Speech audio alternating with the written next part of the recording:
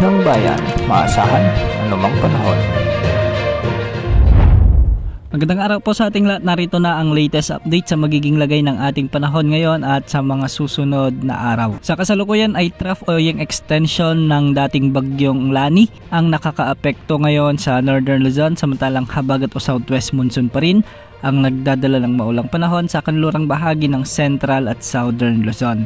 Nakalabas na sa ating area of responsibility ang bagyong Lani at ngayon ay nasa layo na itong 430 kilometers kanluran ng Sinait, Ilocos Sur.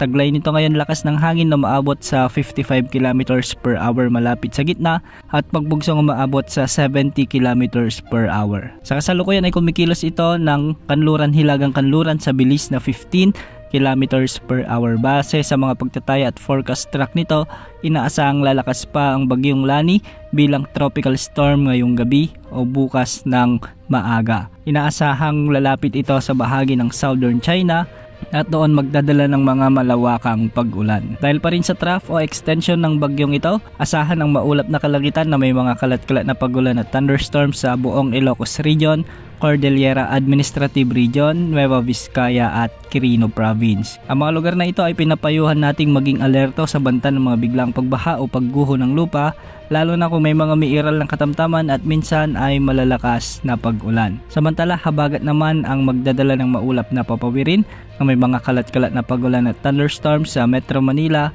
Central Luzon, Calabarzon, Occidental Mindoro, Oriental Mindoro at Marinduque. Hindi rin inaalis ang banta ng mga biglang pagbaha at pagguho ng lupa sa mga nabanggit na lugar, lalo na kung may mga umiiral ng katamtaman at minsan ay malalakas na pag-ulan. Samantala, dulot pa rin ng trough ng bagyong Lani.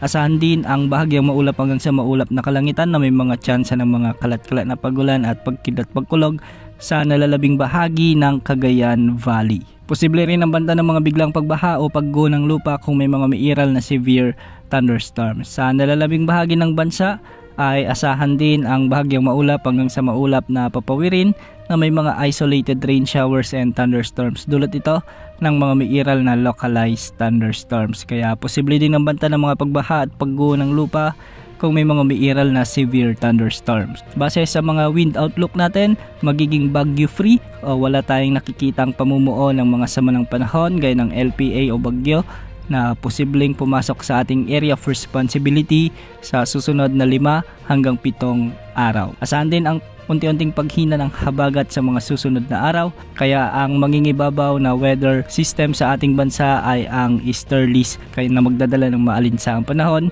sa malaking bahagi ng ating bansa. Wala ring nakatas na gale warning ngayon sa anumang karagatang sakop ng ating bansa at nasa katamtaman ng mga pag-alon ang inaasahan sa Northern Luzon. Sa nalalabing baybay ng bansa ay magiging banayad hanggang sa katamtaman din ang mga pag-alon. Yan muna ang latest sa lagi ng panahon. Ito pang weather update ng bayan, maasahan anumang panahon.